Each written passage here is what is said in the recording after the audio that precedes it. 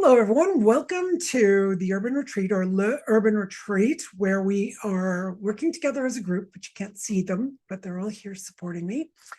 It is August 27th, 2024, and what we came up with today is to help the habit patterns of the brain break down old patterns and start moving into new ones. One, to support immune system function, gut-brain function, bringing the immune system's capacity to deal with what's going on straight up, not through these permutations and tributaries. Sometimes we need to figure out a problem by going, in different areas, or you need to explore. If you're making a map, you want to explore every nook and cranny.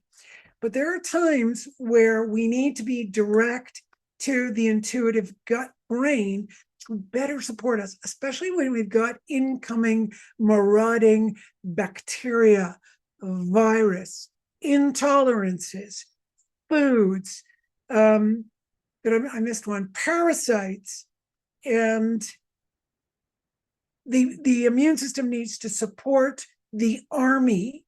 The army and the gut brain are good, beautiful army that eats up everything. Most of us are like really wonky down there. The whole gut brain doesn't work. And if that doesn't work, guess what? Guess what? If that doesn't work, you can't make decisions. You end up going into your brain. Your brain does a whole analytical kind of this way and that way to make a decision. No, our bodies were designed to have a gut brain decision making process. No matter what, when we come to the moment of a decision, don't trust me. You can figure this out for yourself. You can watch yourself. When it comes to making the decision, it's a snap, momentary, okay, I'm going to turn left. Before we make the decision, we're in our heads. But the gut brain already knows which way you're going to go. The gut brain already knows what you're supposed to eat or not eat. So if your head goes, oh, I know I should be eating the broccoli, but I'm going to go eat, a sweet. And you do that, and oops, your tummy hurts. Well, you knew it. You absolutely knew it.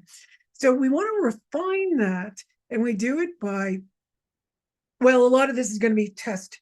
The work that I'm observing now. I'd love to hear your responses on it, because I want to do a lot of testing. If it doesn't work, it's just going to be moot. But otherwise, it's to help the brain start creating those patterns. The neurons get together, they create a habit pattern.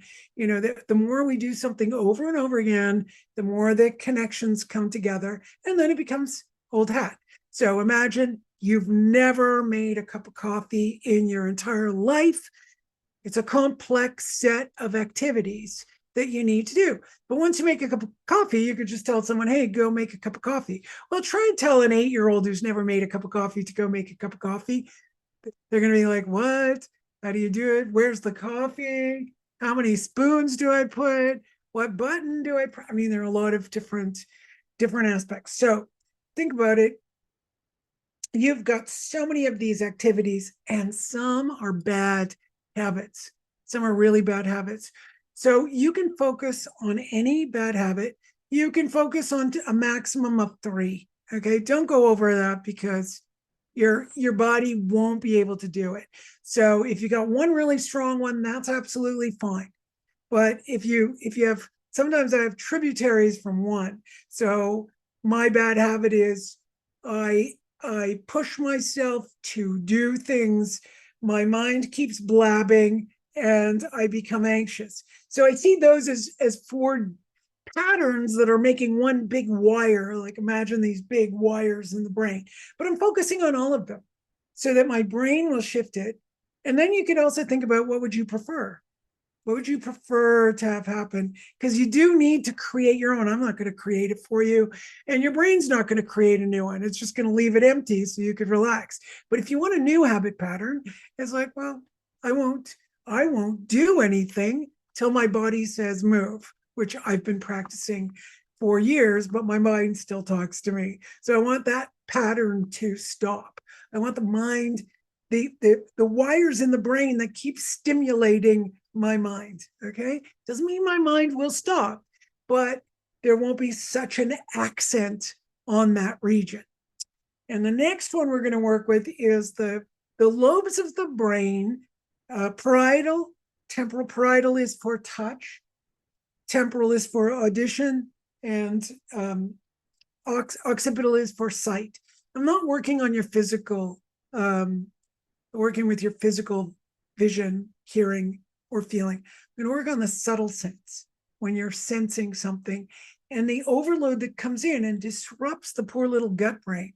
So some of you may not be super sensitive or anything like that. It doesn't matter. It's still going to work. And then some of you might be HSP. You can go on to YouTube and listen to Elaine Aaron. She's got a 3-part talk on high sensitive people, wonderful videos. You can buy her book, whatever you need to do. I think it's on Amazon. And that high sensitive person is really what I'm going to focus on, because it just seems to me the last couple of weeks, there've been a lot of high sensitives that have come to me, and I've noticed their gut brain goes off. I noticed their immune system goes off. And I noticed that anxiety that is induced by being really sensitive to everything going on, including maybe what your neighbor's going through. Like, let's say someone dies, you don't know that they died, but you're having this experience of feeling really, really depressed, and you're like, why am I feeling depressed? Well, you could be, feeling someone else's mood. The body needs to understand that's not yours. The body needs to understand that's not yours. But because you perceived it, sometimes it has to go through the digestive system. Not always. Sometimes it could bounce off like Superman. Okay, fine. But we're not made that way where everything bounces off us, because we need those insights.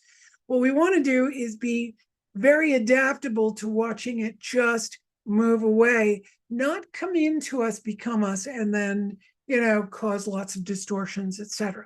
So the way we're going to do that today is to really highlight that in the brain, highlight the subtle sense, highlight the liver and the Wei Qi, which is the protective coating, and the emotional Wei Qi and the psychic Wei Qi, but then go into the gut brain. So the gut brain's got to decide, hey, that doesn't belong here, bye-bye. That doesn't belong here, bye-bye. Oh yeah, you're going to sit and query, whether it's me, Terryann, you're going to sit and query whether, you're depressed or not. Get a grip. Are you depressed? No, I feel like I'm depressed, but I'm not. I shouldn't be. Stop questioning it. Let it go through the gut brain. That's the trigger that we want the brain to work through and start creating this connection between this beautiful brain, which is connected, but we're, let's say, rarefying that connection. Okay. Oh, that was good. That was good. And then the last one is for anyone who's got sinus, throat, nasal passages, lungs, or flu symptoms or flu symptoms. We're going to work through all of those. And the concomitant things like viral load that could, set in motion other things, right? So the old viruses you may have had, especially during childhood, that may never have ultimately been balanced in your body mind. We want to get the brain to search that out.